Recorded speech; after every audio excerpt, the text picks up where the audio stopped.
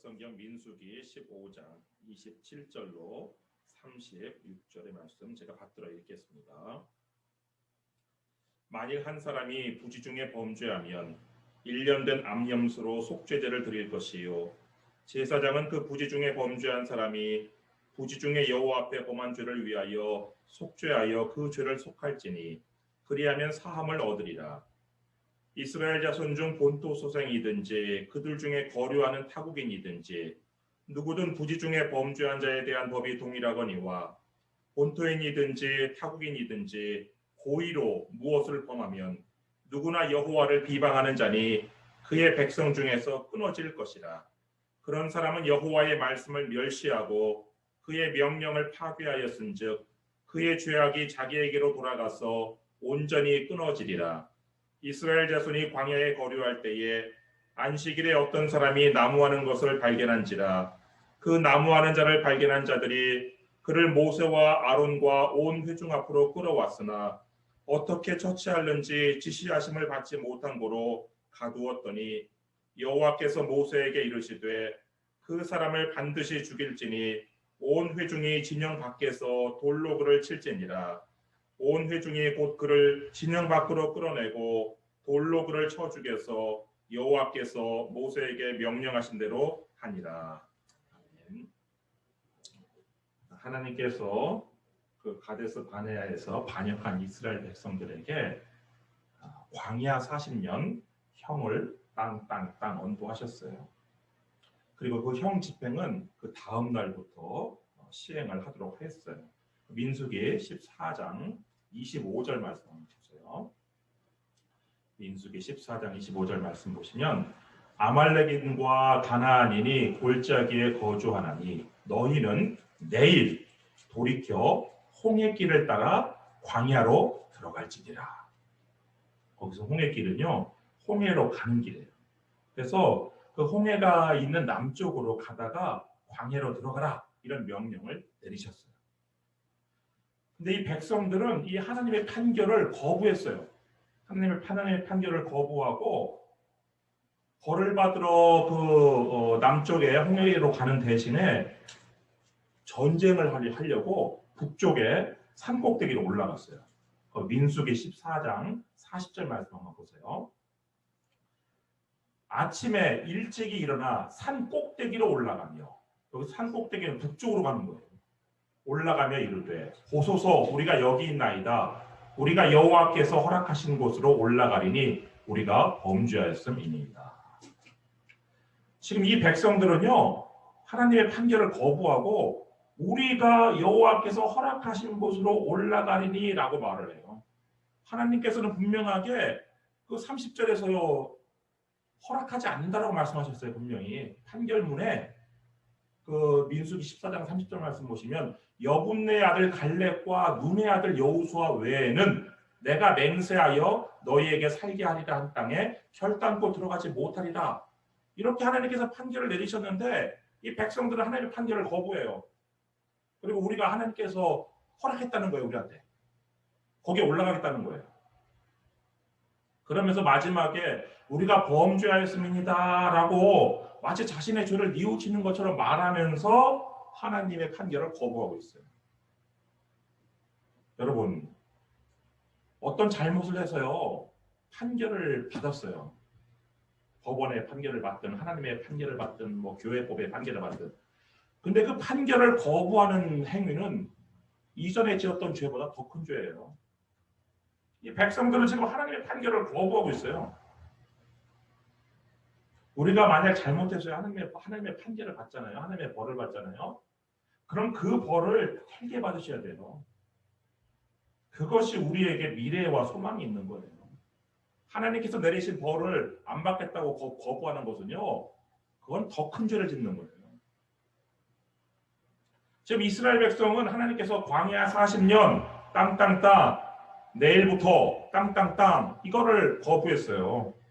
그래서 그 죄를 더하는데 모세가 이 이스라엘 백성의 죄에 대해서 책망을 하죠. 41절만 보시면 모세가 이르되 너희가 어찌하여 이제 여호와의 명령을 범하느냐 이 일이 형통하지 못하리라. 모세는 지금 이스라엘 백성의 출전이 패전으로 끝날 것이라고 예고하고 있어요. 왜 그러느냐? 하나님께서 계시지 않는 전쟁은 반드시 패배할 수밖에 없기 때문에. 42절에 보시면 여호와께서 너희 중에 계시지 아니하니 올라가지 말라. 너희의 대적 앞에서 패할까 하노라. 그러면서 왜 하나님께서 너희와 함께 계시지 않는지 그 이유를 가르쳐줘요.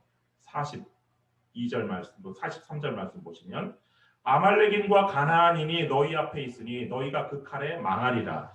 너희가 여호와를 배반하였으니 여호와께서 너희와 함께하지 아니하시리라 하나. 하나님께서 함께하시지 않는 이유가 뭐예요? 이스라엘 백성이 하나님을 배반했어요. 배반했기 때문에 하나님께서 함께하시고 싶어도 함께하실 수 없는 거란 말이에요. 하나님을 배반하고 하나님을 등지고 돌아섰기 때문에 하나님께서 떠나셨고, 하나님께서 떠나셨기 때문에 너희들은 그 전쟁에서 반드시 지고 그 칼에 망할 것이라고 지금 경고를 하는데, 이스라엘 백성이 이 모세의 경고를 무시해요. 무시하고 하나님 없이, 지도자 없이 전쟁에 나가요.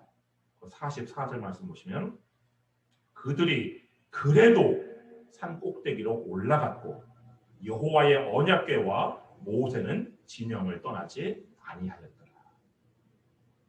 하나님 없이 나간 전쟁 결과가 뭐겠어요? 패배와 죽음이었죠.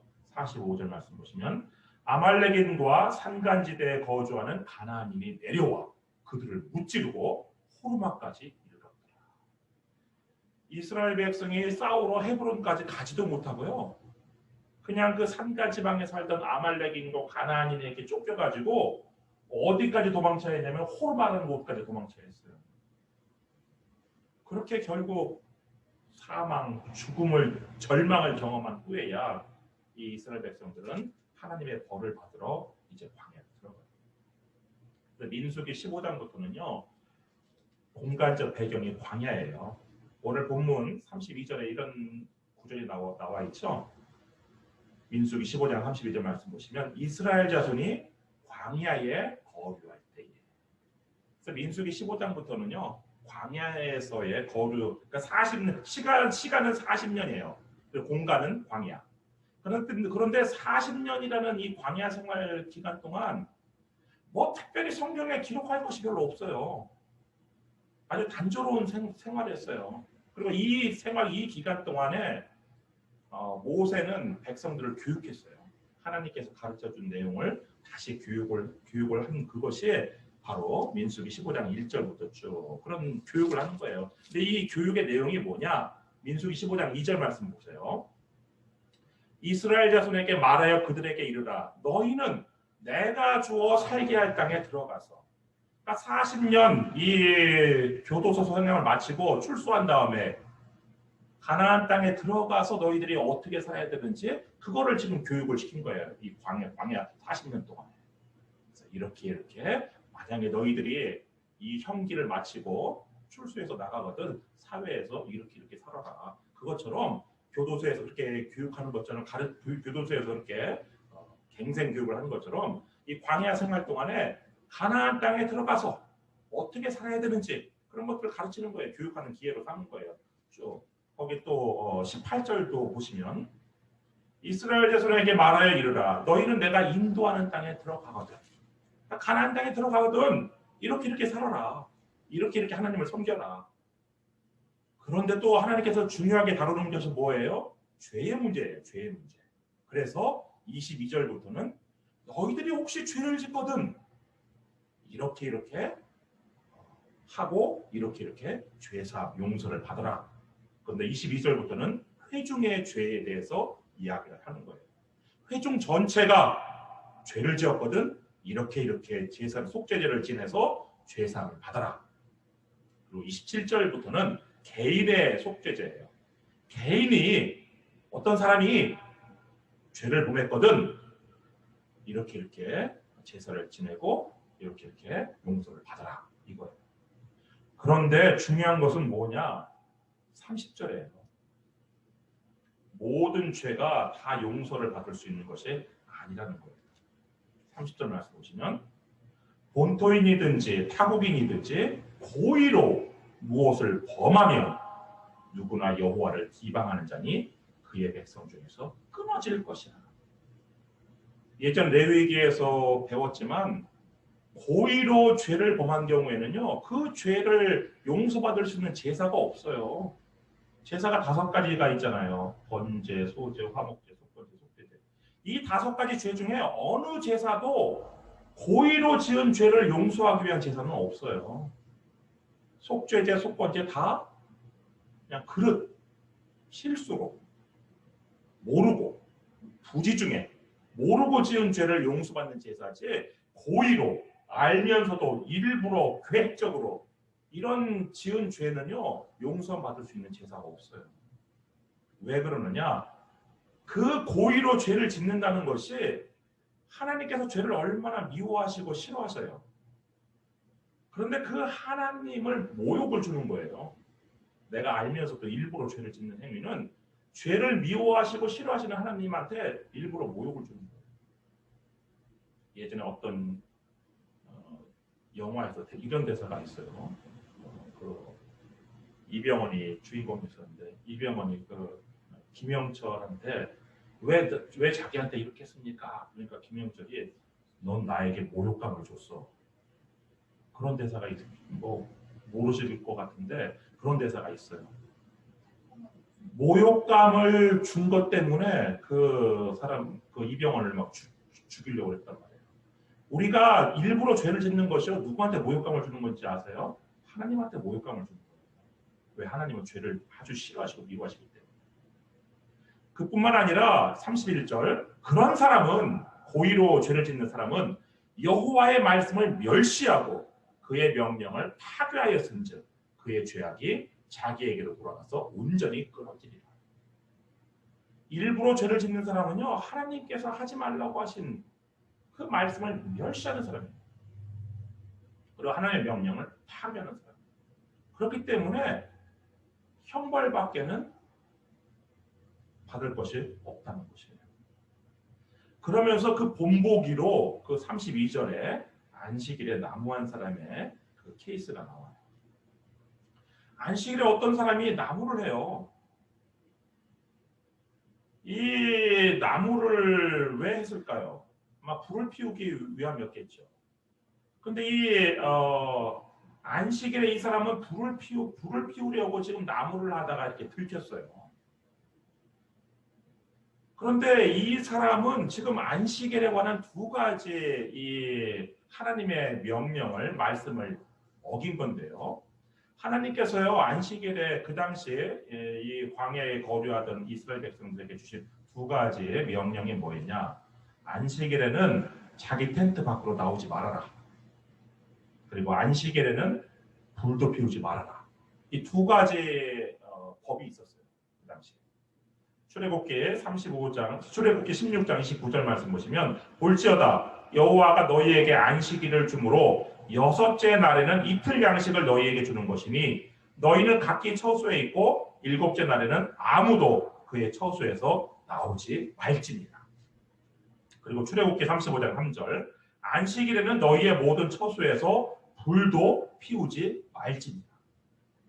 안식일에 관한 이 2가지 하나님의 명령이 주어졌어요. 그 당시에 광야에서 생활하는 이스라엘 백성들에게. 그런데 이 사람은 고의로 그 2가지를 다 범한 거예요. 안식일에 텐트 밖으로 나왔어요. 그리고 안식일에 불을 피우려고 나무를 했어요. 그러다가 들킨 거예요.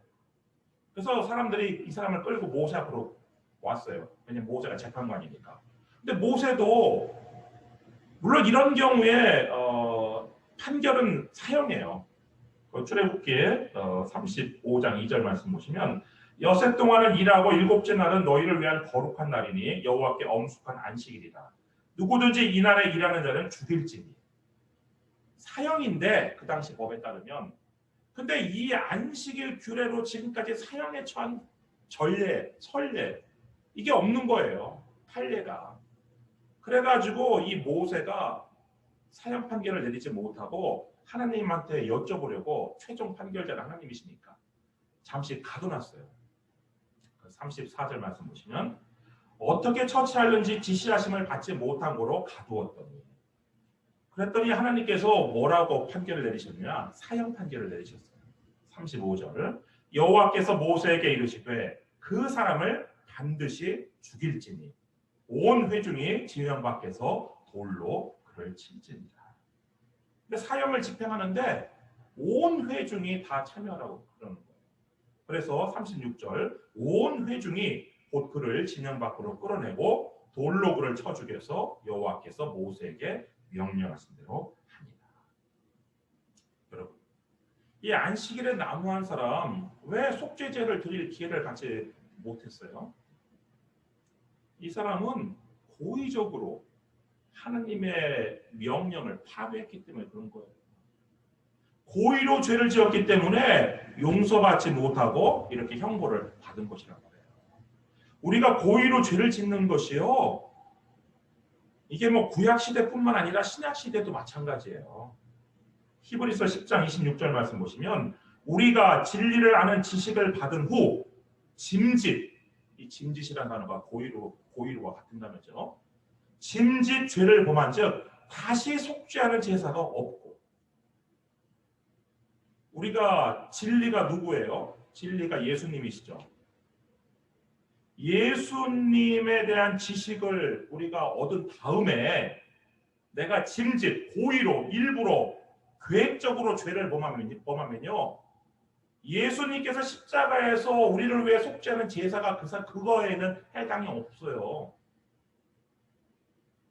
우리가 예수님 믿기 전에, 우리가 예수님 믿고 세례받기 이전에 지었던 죄는요, 그것이 일부러 계획적으로 지었던 살인을 했던 어마어마한 큰 죄를 지었던 모든 죄가 다 예수님의 십자가 그 보혈로 다 용서함 받을 수 있어요.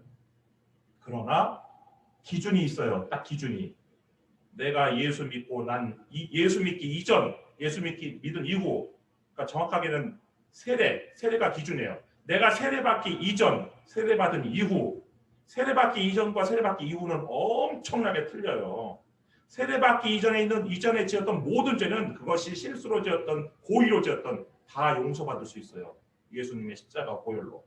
그러나 내가 예수님의 십자가 은혜로 내가 하나님의 자녀가 된 이 세례를 받은 이후에는요, 나는 죄와 상관없는 사람이 돼야 되는 거예요. 물론 우리가 연약해서 실수로 죄를 지을 수 있어요. 그래서 우리가 매 주일마다 이렇게 고백의 기도를 통해 하나님 앞에 죄 용서 구하는 거잖아요. 그런데 그런 죄는 우리가 실수로 지은 죄는 용서받을 수 있는데, 내가 예수 믿고 세례받은 이후에 내가 만약에 짐짓, 고의로, 일부러, 알면서도 계획적으로 짓는 죄는요, 이건 용서받지 못해요.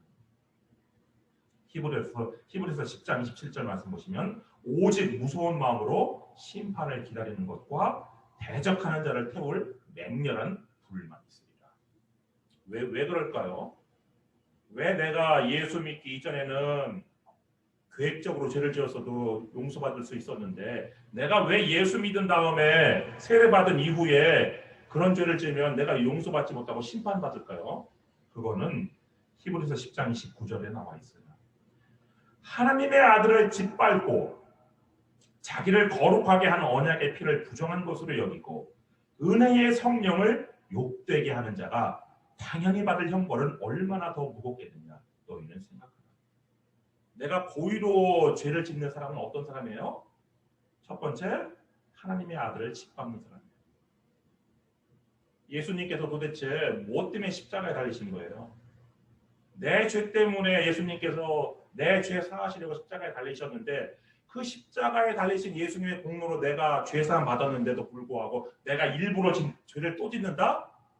고의로, 계획적으로? 그건 하나님의 아들을 짓밟는 거예요.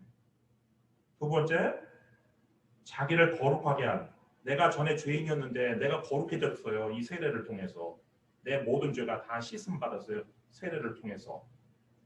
그런데 이 내 죄가 씻음 받은 것은 그 세례 물 때문이 아니라 예수님께서 십자가에 흘리신 보혈로, 그 언약의 피로 내가 깨끗함 받았는데, 그 언약의 피를 뭘로 여긴 거예요? 우스운 걸로 여긴 거예요. 부정한 것으로. 그 다음에 세 번째, 은혜의 성령을 욕되게 하는 것이죠. 이 세 가지 때문에 고의로 예수 믿고 난 다음에 고의로 계획적으로 일부러 알면서도 죄를 짓는 사람은 심판을 받을 수밖에 없는 거예요. 여러분, 하나님의 백성이 고의로 범죄하는 것은요, 이건 하나님을 모독하는 행동이라고 했어요. 은혜의 성령을 욕되게 하는 행동이라고 했어요. 옛날 백성이요, 왕을 모독하면 어떻게 돼요? 조선시대에는요, 일반 백성이 양반을 모독해도요, 그냥 멍석말이 당하고 그냥 처벌받았어요. 하물며 왕을 모독해요? 그냥 죽는 거예요. 인간이 왕을 모독해도 그렇게 되는데 하물며 온 세상의 주인이신 하나님을 모독한다? 어떻게 되겠어요? 그래서 이 고의로 죄를 짓는 구범죄는요, 속죄하는 제사가 없어요. 없고 그냥 오직 형벌만 있는 거예요. 그러니까 절대로 여러분들 하나님 앞에서 고의로 일부러 죄를 짓는 일은 여러분 평생에 있어서는 안 돼요. 우리가 고의로 하나님 앞에서 일부러 해도 되는 것은 딱 한 가지예요. 딱 한 가지는 아니겠네요. 여러 가지 있는데 그 중에 한 가지가 바로 감사예요. 감사, 찬양, 예배 이런 것들은요, 내가 일부러 막 해도 돼요. 감사하지 않아요, 전혀. 지금 내 상황이. 그래도 내가 일부러 해도 되는 게 바로 감사예요. 하나님께서는요, 일부러 감사하라고 감사 절기를 만드셨어요. 성경에 나오는 모든 절기 있잖아요. 이게 다 일부러 감사하라고 만든 절기예요. 근데 이거는 뭐 성경뿐이 아니에요. 국가가 정한 절기도 마찬가지예요. 오늘이 뭐 독립기념일이잖아요. 독립기념일이라는 절기를 왜 만들었어요, 국가가? 일부러 기억하고 감사하라고. 우리가 영국의 식민지에서 독립해서 이렇게 자유를 누리고 있다. 이걸 기념하고 축하하고 감사하라고 일부러 만든 거예요, 국경일로. 그건 어느 나라든지 마찬가지예요. 교회도 마찬가지예요, 기독교에서도. 기독교의 절기도 다 일부러 기억하고 감사하고 기념하라고 만든 절기예요. 오늘은 맥추감사절 절기인데요. 이 맥추감사절 절기는 한국 교회에만 있는 절기예요. 새벽기도처럼 미국 교회는 없어요.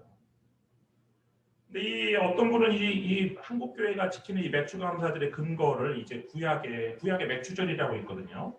그 맥추절에서 이 기원과 유래를 찾기도 하는데, 그거는 조금 성경하고는 좀 틀려요. 왜냐하면 성경의 그 맥추절은요, 보리를 추수한 다음에 감사하는 절기가 아니라 밀을 추수한 다음에 감사하는 절기예요.